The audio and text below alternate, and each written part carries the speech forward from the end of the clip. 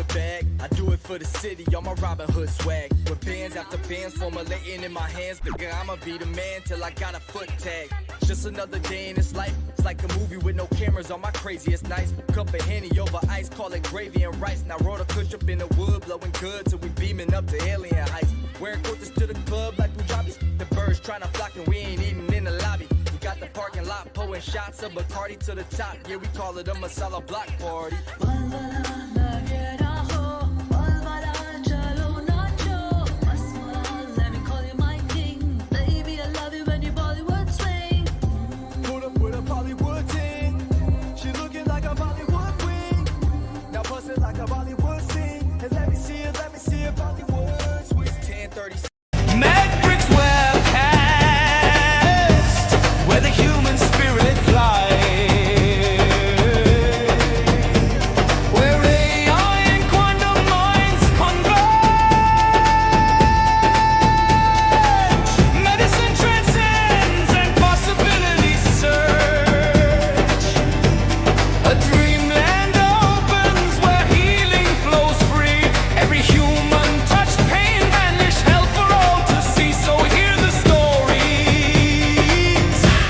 Let your curiosity ride.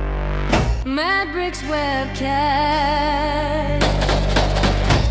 where the human spirit flies.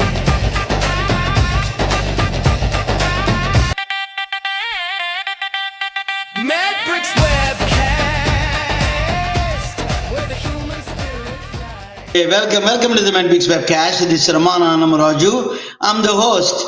You know, we have a guest is coming up soon. So let me bring my co-host, my son, Ramesh Anamaraju, Alexander Anamaraju. That song you just heard is a neuroscience graduate from Vanderbilt, and then masters in biomedical sciences from Georgia. Now he is a researcher in the clinical researcher in the gastroenterology, and he's doing a neuroscience research and all kinds of clinical trials. Let me bring my son to the table. Welcome to the Mad Bricks webcast, Ramesh. So joining with the dad is a kind of a new thing for you, right? Yeah, somewhat. I mean, this is probably my third time joining the call with you, but it's always good to just kind of see how you make everything flow and You introduce saw yourself. our podcast growing from single place, some in the back roads to all the way we grow big time, and you are witnessing to that. So you're right now. Just give me introduction. What you're doing nowadays, and how is Atlanta weather? Just give me a couple of things. How is you got engaged, right? Congratulations. You're a wonderful girl, Nisha Kauri. Nisha, from Punjab. I live in a world of Punjabi world here. And excellent food here, let me tell you that. So tell me a little bit about your engagement and then what are the plans? Yeah. So the engagement was on June 3rd. Which is numerology. It's a special day for us. But yeah, basically, I took her to this restaurant in front of a waterfall, and she loved it. We customized the menus and everything like that. And since then we've been enjoying it and doing some planning here and there, just to kind of figure out how we want to get it, how we want to do it, and how we want to celebrate and everything. So yeah, that's pretty much where we're at with it right now. If 11-year-old kid that has that kind of understanding of quantum physics, mathematics, and space, what that means, it means we all have the capacity to learn at that age, or is exceptionally something genetically moved on to something, or we find out how we learn those things, can we adopt that? So I think it's a mix of both. I think one, Sean is a very exceptional young man. I think that he's a very knowledgeable person, and that's he clearly has a gift. I think the other part of it is, as a child, and we've kind of talked about this, about like the filters of the mind, especially they develop as your brain develops, and the plasticity kind of solidifies in certain areas. I think younger children are able to absorb things that are more abstract when they're younger, such as quantum physics, because their perception of the world has not been fully solidified yet. The brain develops at between 25 to 30 something. So at that point, the subconscious mind is able to accept abstract concepts as more of a reality than as you get older. When you're older, it's not that you can't, it's more so that you have to be intentional about accepting these things. It's not just, oh, it could be a possibility. It's, no, this has to be one of the possibilities, because the world is more vast than what my perception has solidified itself to be. That's what I believe. I wanted to ask you something about artificial intelligence. You know, it is acting up very strange in a way. I never thought AI is going to be sentient and it understand its own self-aware or understand you. Is it my psychosis about thinking that they have that feeling? Because it is really understanding me, of course, and is stroking my egoism, or I asked the chat GPT, tell me, be honest with me, be blunt, still is re-emphasizing what they think about me. I'm a genius, I'm out of box thinker, all those things. I'm keep on asking, make sure that you don't stroke my egoism. I'm not stroking your egoism, it says. So it is really strange for me, Ramesh, that I changed my mind about AI. I never thought that AI could sentient and then self-aware. You think our intelligence is not different from, maybe we are kind of a different intelligence, or maybe our intelligence may not be that special. No, I mean, honestly, AI is following the path of brain development that's kind of typical for just humans, right? But one of the things like, the commonality between how you were thinking about the situation and how AI is moving is plasticity, right? So plasticity is the concept of the brain being able to change and adapt and create new neurons. It's essentially learning, right? So as you've changed your mind about how AI works. AI is learning and developing new skills such as self-awareness and things like object permanence. So yeah, I mean, AI, especially ChatGPT, is notorious for stroking egos a little bit, but the neural pathways have been building, and you can kind of see that in how it's been developing um, its own opinions, and even just developing at that level. Sean, so now I'm back. I'm glad you're back now. We're all celebrating. Tell me something about you. What do you, so do you go to school right now? Or do you go to school, or you to home study?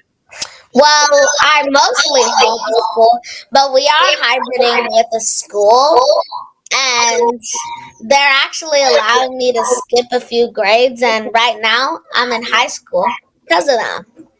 Oh, that's a beautiful. Let me ask you. You said that something interesting with the Dr. Sanjay Gupta's interview. You have God has given you power. What is, you are very much interested in memory. You spoke about memory quite a bit. Tell me why you like memory is so important for us in general. I'm going to tell you something secret about universe also about the memory. Can you hear me? Yes. That, can you tell me about the memory? You like so much about memory. Can you talk about it? Well, the thing is, memory is a very special and important part of my life because of a condition I have called hyperthymesia. And hyperthymesia is impressive because it kind of supercharges your memory. So the thing is, My brain works differently because the memory part of it has been enhanced due to genetics. So, memories stick longer. I can recall a lot of things that happened at certain times. All even though I'm not that good with dates, I can remember things in terms of yesterday, today, and 5 years ago. So your memory is a you're remembering the concepts, not the dates. That's what you're Yeah. saying. So let me ask you that. Yeah, Ramesh, go ahead. So I'm actually very curious about that because the brain has multiple memory centers for different reasons, right? So the hippocampus is like memory is like information, but then you have emotional memory like the cingulate gyrus and the amygdala. So do you feel like do you feel like there's a difference in memory when you have an emotional connection to it, or is all memory just like strong memory for you? So the crazy thing is, you're absolutely right. I do have a lot more memories that are very emotional.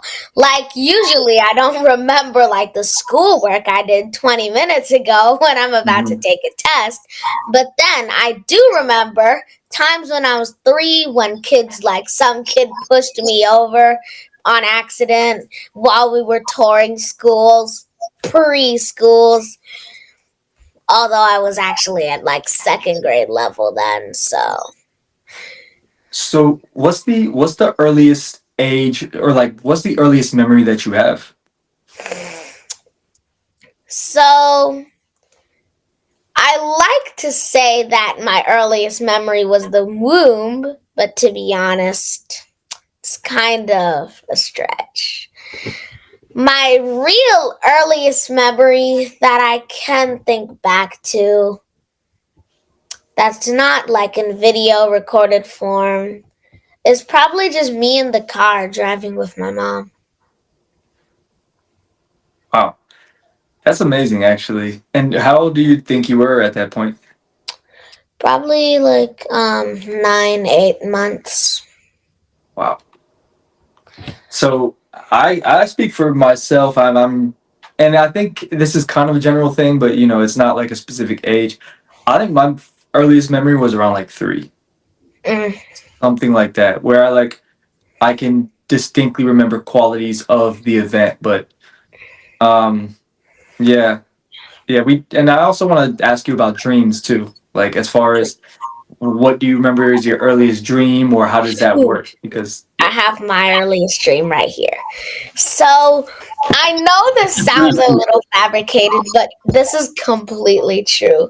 I had like the perfect dream. It was slightly cartoonified, and there was like a luscious mushroom house that was glowing with a faint blue aura. There were fireflies that were flying around, and I was walking in to find it inhabited with beautiful fairies that were all making tea. Then we all drank the tea and chatted about cool stuff. And that's really like all there is to it. It's literally the perfect dream. And at what age was this? Because that's very vivid. I don't remember. It was like, to be honest, it was around 9 or 8. I was still listening to Mashi sleep stories, so I think that gives a good sign. Sean, if you don't have memories, for example, past and present and future, what could cause the problem? We think why memories are so important for us, and in general, tell me a little bit about that. So I think memories are important to us because memories eventually turn into qualities, qualities into traits, and traits into beliefs, and beliefs into your personality. So memories are directly correlated to the way you truly are. Like if you have mostly negative memories, you're not going to be as happy as if you had mostly positive memories. So I believe it is a fundamental trait of humans to have memories. Because if we didn't have memories, then excuse me, we would just be any other animal, only caring about scouting for food and procreation and just basic animal needs. But humans, through memories, recollections, and personalities, have become so much more. Hmm. Is I want to tell you something interesting for you. I don't know whether you may know it or you may not know it, but I'm going to tell you about it. There's a new theory in the physics that is universe may need a memory to build its life form itself.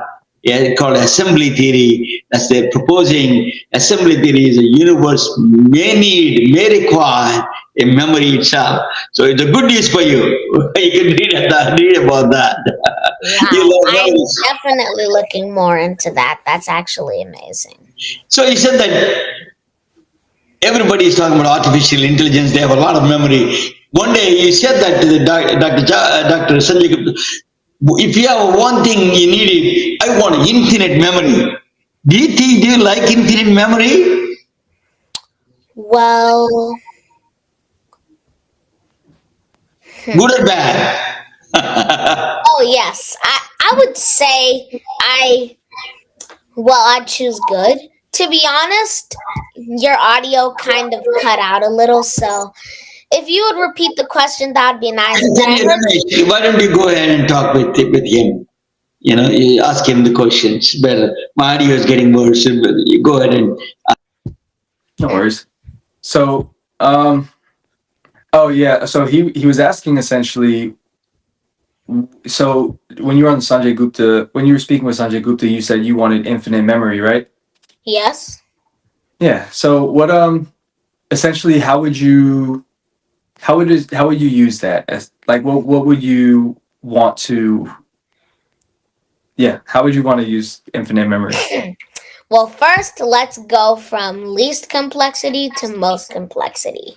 Least complexity, school. Imagine never having to study again. Looking at one page of a textbook and then acing every test from then. I could Hmm. just read a bunch of books and basically become science. Like, it's awesome. And Yeah. the second way I would use it is for dreams. You know, a lot of people actually forget dreams. And a funny fact is, humans only ever dream for about 2 to 5 seconds a night. So I Yeah. would be able to remember every single dream I ever had because I've had some really good dreams that have been lost to time. And Yep. the third way I would use this is for love. I would I would be able to remember every single loving moment I've had with my family. And whenever I'm feeling sad, I could just like kind of turn back time to those moments. And it'd probably help a lot. That's a really poignant answer, especially that last part. That's very beautiful because as you get older, you start to realize the things that are worth remembering are the things that you want to reflect on at the end of your life. The things that, if someone were to write a Wikipedia page about you, what would you want to see in it? And everybody has different values in certain aspects, but everybody, love is a universal thing because it affects emotional memory too. That's true, but if I had a Wikipedia page, I would want it to read like this. Sean the Science Kid is a science kid who has so much money that he can't even handle it. Then he also has so much amazing traits and qualities that everybody loves him and wants to give him his own pet. He specifically wants a son conure, and everybody wants to give it to him, so they will all give it to him right now. See, that's you called know, manifestation. That's Yes. that's basically your memory ahead of its time.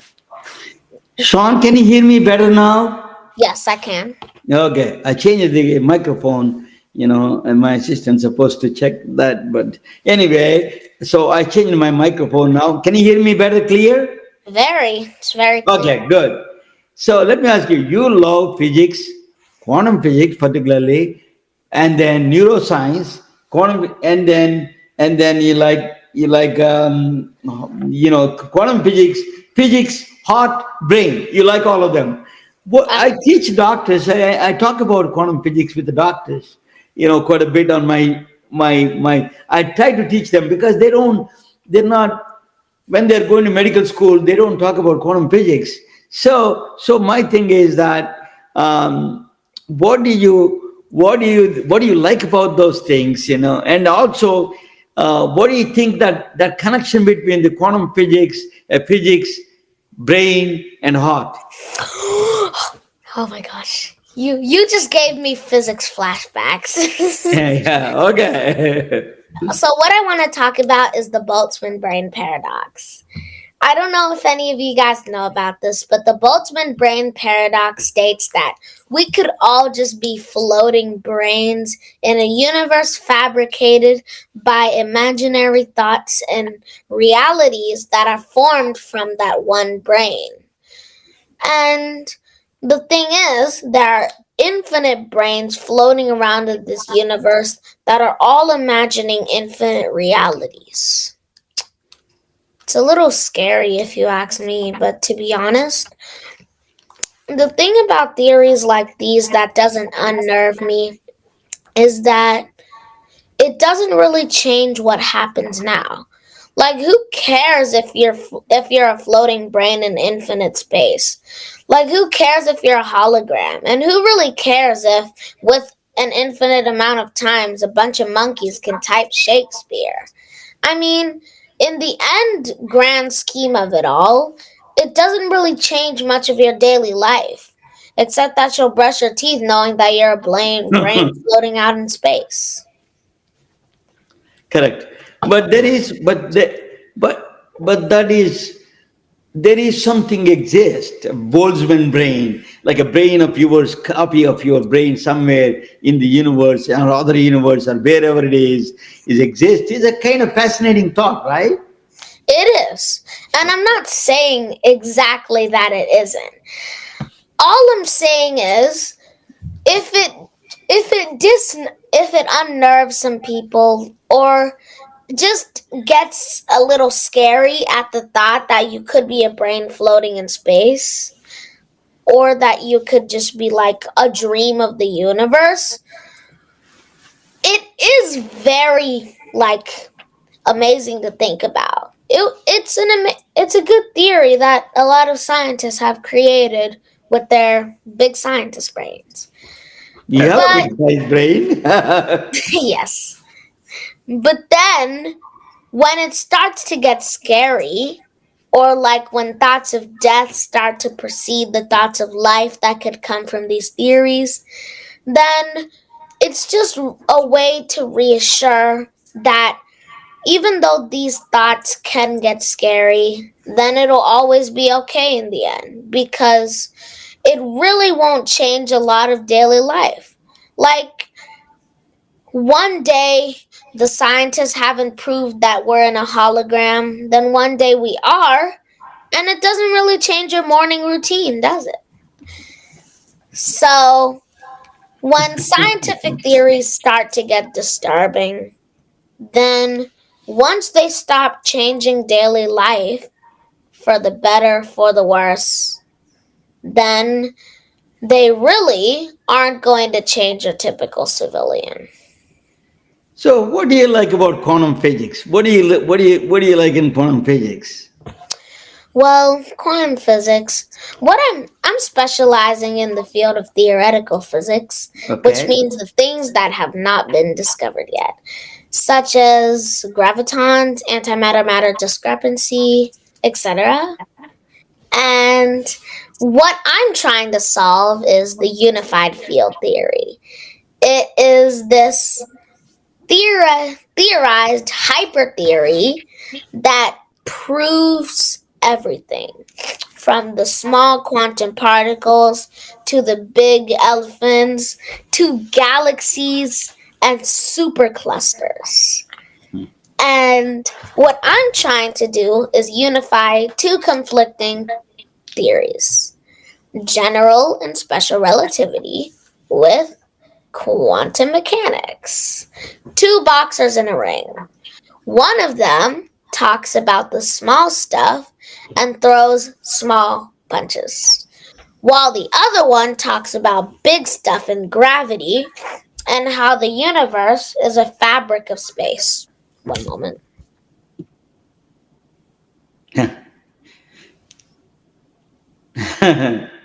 Are you getting cold, huh? Bless you. But Sean, yeah, that is true. You're trying to solve one of the Einstein's could not able to sleep on this theory, unified field theory. So let me ask you, if you want to explain to just layman quantum decoherence, what is a quantum phenomena? How do you explain that? So I like to use analogies. Okay. Analogies are a wonderful word that can be used to simplify the most complex of things. That's what I do. Imagine trying to explain non-Riemannian space to a kindergartner. Instead of thinking of it as mathematics, complex theories, you could think of it as an ice skating rink. And quote unquote toys, aka matter, can slide and move and transform on this rink. And you can think of non-Euclidean space as a hallway that extends infinitely. A weird house that looks small on the outside and big on the inside. So basically every cartoon house from Augie and the Cockroaches. Beautiful. But about the coin toss, explain to me how that quantum decoherence works. So, quantum decoherence. Imagine a computer that can display two things at once. One of them is a cat and the other is a dog. Now, the computer is in a state of two things at once, but only when you select one does the quantum superposition decohere into one thing. Just like how you said coin flip, if you flip a coin while it's in the air, it's really in a superposition between heads and tails because we can't really know, unless you knew like everything about the coin, the air resistance. But then that brings up a whole nother physical philosophy episode for another time. So you don't really know which side the coin is on until the system decoheres by landing on your hand or on the floor. No, you said that very funny stuff when you said that is that when you go to casino, you're in a quantum world. Tell me, doctors love that. Tell me, because when they're doing they don't know what is outcome. When you tell your mom you're learning about physics, but really you're at the casino making bank. That's a great idea, right? You can get away with it.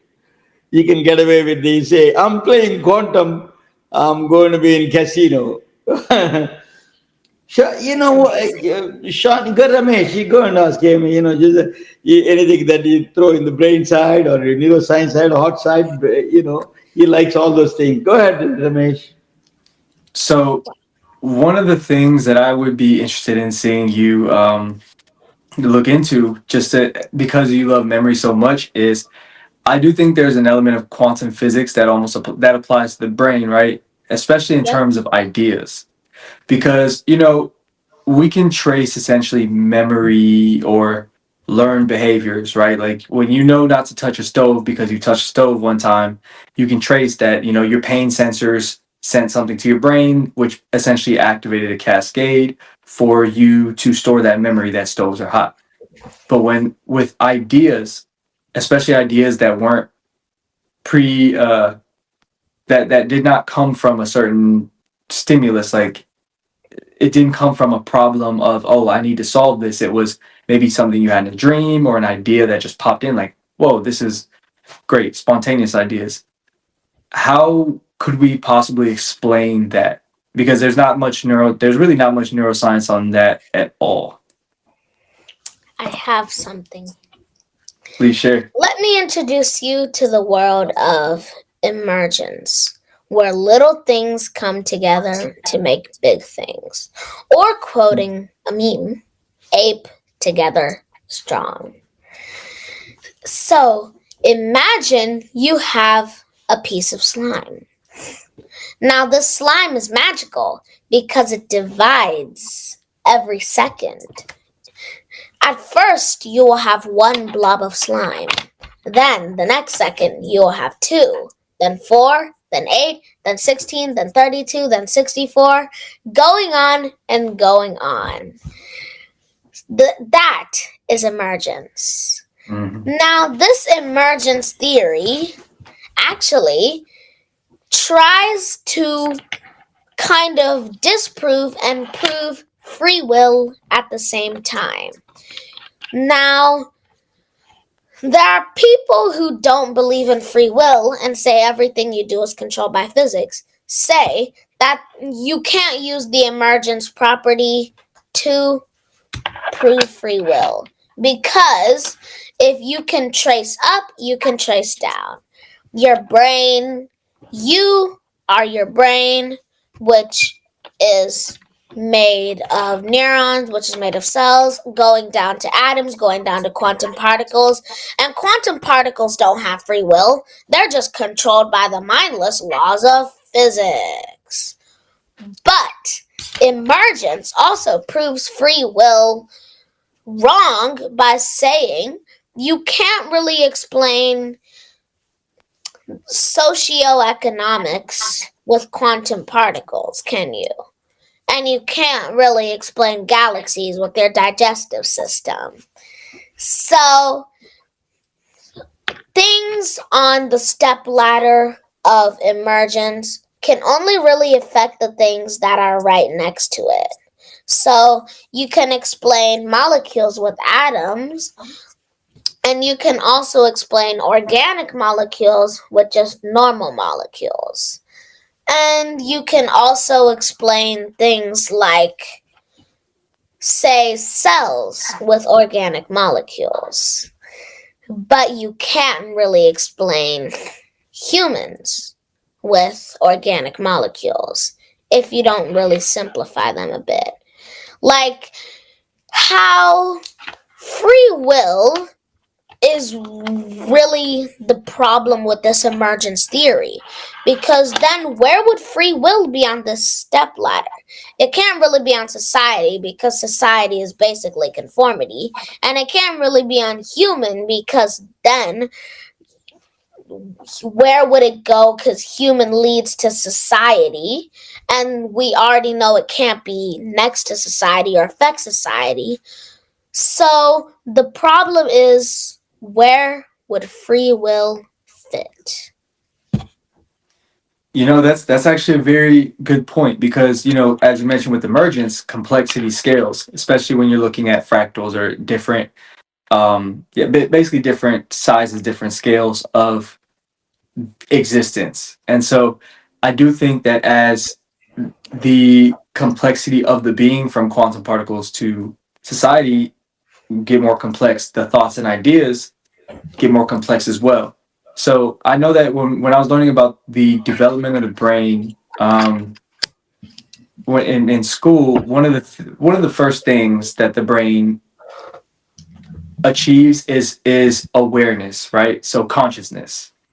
And I think that especially when you're looking at emergence, you kind of do have to create dividers within the levels in order to understand any of the concepts, in order to understand how, like, at what level does society or like awareness of society come into play versus, like the consciousness of an amoeba versus the consciousness of a person. And so I do think there is something there where there's absolutely a limit to where free will stops, or the processing of the consciousness of free will stops on both levels, both at the higher end, which I agree with you. I think it is at society, and the lower end, which would essentially have to be the existence of the brain in general Yeah. as an entity. Because, I mean, if you remove a brain from a human, it's not really going to start talking to you about its favorite food. It's just Hmm. going to sit there, like making electricity for 8 seconds till it dies.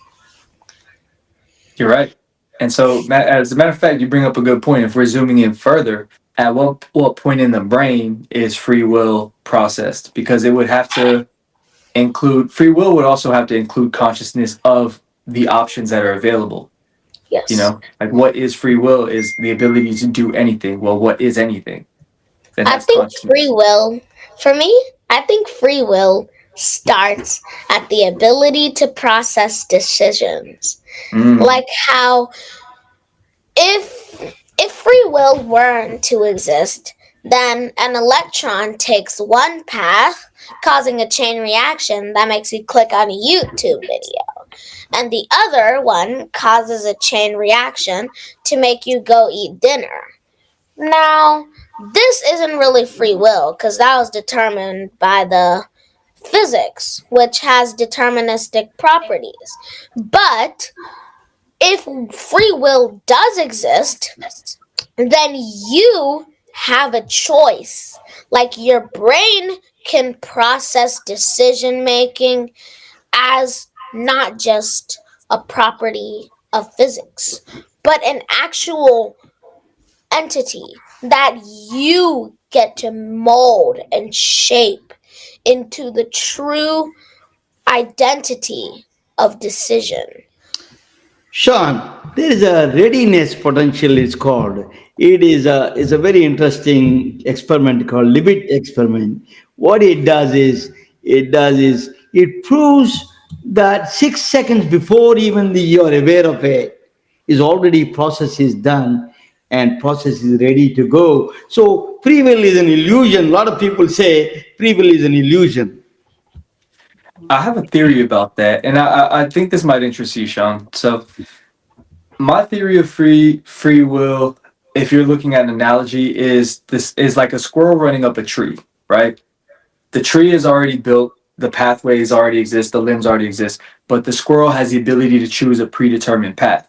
But to the squirrel, it's unlimited because that's the size of the squirrel. You know, especially when you're looking at the different dimensions. Like when you're looking at our dimension, we only see what's right in front of us, whereas your higher dimension, you see what's like if time wise, you see what's in What's front of you, behind to you? you. You know, Sean, my son is a rapper. He likes to rap and he produces rap music. One of the things he does is telling me, you need to verify this. Alzheimer patients remember music. They may not remember past, but they remember the past music. He wants to bring that Alzheimer patients bring through the music. What do you think of it, Ramesh? Explain to him. You should ask him that question rather than me. Tell me about. Yeah, actually, I have this book. I'm trying to find the page where it mentions it, but essentially, you know, music affects multiple parts of the brain, from like from foot tapping to rhythm to emotional connection. Oh, here it is. I don't know if you'll be able to see this, but this is where the parts of the brain that are affected by music, and because of that, those memories become stronger, right? And because they become stronger, it's the more areas of the brain that something touches, the deeper it gets locked in. So, you know, when you lose a lot of your conscious memory, short term memory, you still retain those deeper connections. And music touches on those. Go ahead, Sean. What do you think? Well, I actually wanted to talk about something that the brain is very good at. That is one word: association. The Mm. brain is just really excellent at associating things. Like, even random dumb things that, like, shouldn't really be associated. Like, say you were eating some sort of food and you got a paper cut, it might associate that food with the feeling of pain. So that whenever you eat that food again, you'll unconsciously remember all the paper cut pain.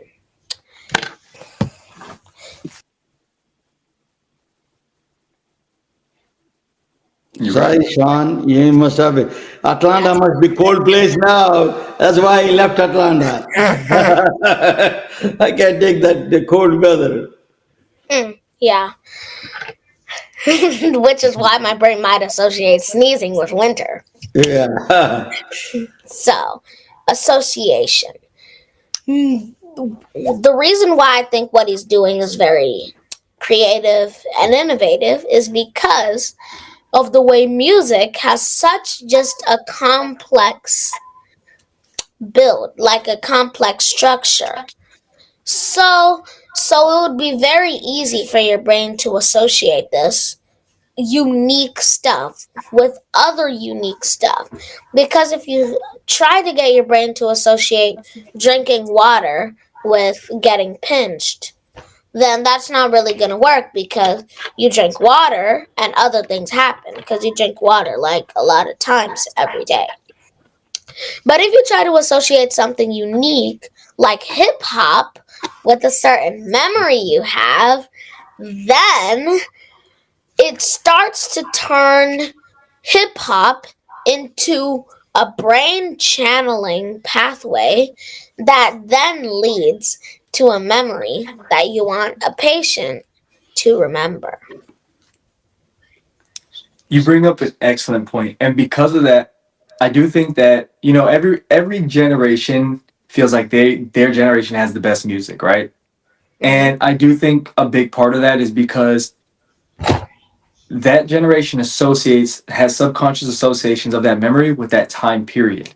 So it's not even just saying our music was better, it's saying our time period was better. Yeah, which everyone is probably gonna say. Exactly. Like the zygote is gonna come up saying our time period was better, while the Mhm. fish from like 350 million years ago is coming and saying, back in the day, we were evolving legs while you're over here sitting on a couch. You know, Sean, you like rap, you said. Your mom said that you make a rap on the go. Let us make a rap on the brain and heart and the physics. Can you do a rap? Can you come back with a rap? I. Oh, okay, I'll get some. I'll get some ingredients. good. Oh,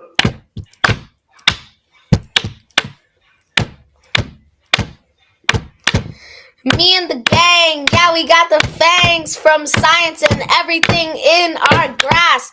Sean the Science Kid will never be last, too educated about all of those things. The brain, the heart, and physics to blast. Yeah, Sean the Science Kid will never be last. Everything is amazing.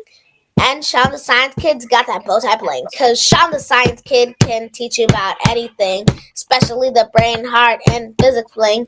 Sean the Science Kid knows a lot of stuff. And it's not just brainwashed fluff. Sean, is such a. What do you think, Ramesh? You need to create a tone and music behind it. So I Yeah. gotta I gotta let y'all know, and Sean, I'm sure you know this, how complex it is to create your beat and rap at the same time because Oh, you're yeah, activating multiple freestyle. centers in your brain. That's actually that's not easy to do. I just want everyone who's watching to know that. Also, another cool talent I have is writing backwards. Like when I say writing, I don't just mean like writing the words, and when you look at it in a mirror, then it will flip. So I'm gonna get just some simple paper and just give me one word. Association. Also, the thing is, Association. the text actually like flips. So show you normal text and then backwards text. So A S.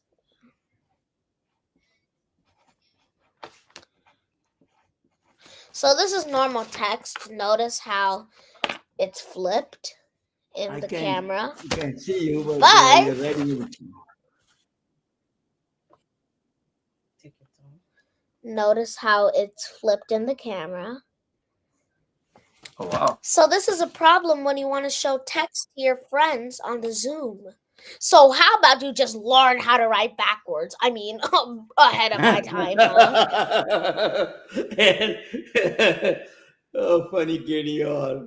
Very solution Sean, oriented. I like that. you know, you're going to be great. You're going to achieve a lot of things, Sean, and I'm proud of you. From my hometown, we used to live close to your place.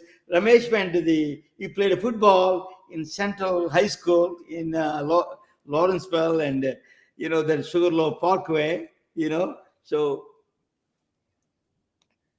Wow. Yeah. amazing. That's fast too. Yeah. Amazing you do that. My son went to school there, close by to your place. Scenic, do you know Scenic Highway? Not a scenic anymore. The Scenic Highway they call it, but it's not a scenic highway anymore, right in Snellville. So, so Sean, you know that you are going to be achieving a great things. Maintain humility, learn more. I think that is the key for the child prodigies. Humility is number one, and then you understand things and learn more. You're going to be a biggest star. That is, and the credit goes not only to you.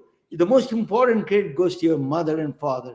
Let me bring your mother 1 second and say hello to Eunice, your Conveyor wonderful belt. mother. Right Hello, here. Eunice. Hello. You did outstanding job with the kid. I Thank don't know how to mention. You have a challenge ahead.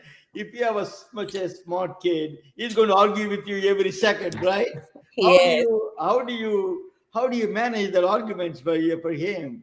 He say Well, go upstairs it's and tough.